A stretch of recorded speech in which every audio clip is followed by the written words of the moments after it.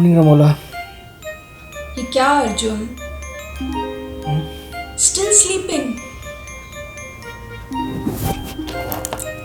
10 बज गए हैं।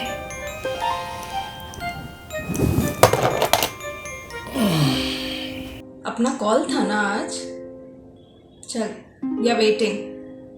इंसान को सक्सेस के लिए वक्त का सामना करना पड़ेगा। ऐसे भी कहते हैं ना, टाइम इज मनी। ए सूरज अन्ना, सुबह सुबह ज्ञान मत दे। एक तो कोरोना वायरस के चक्कर में अपना नौकरी चला गया।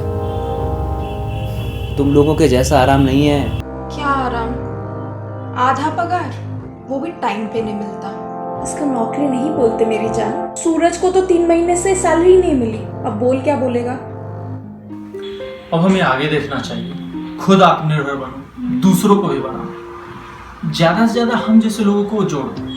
अब इसी में सक्सेस का फॉर्मूला है। बिल्कुल, ऐसे हम सभी का ना सचमुच का तरक्की होगा और देश भी आगे जाएगा। क्या आगे जाएगा? पहले मुगल ने हमारे ऊपर राज किया और राज ही नहीं किया, सारे देश का साला पहचान ही बदल दिया। फिर अंग्रेज आए और हम भारतीय से इंडियन बन गए। आज तक हम भारतीय इंडिया की गुलामी से बाहर नहीं आए हैं और साला अपनी कोई पहचान ही नहीं है।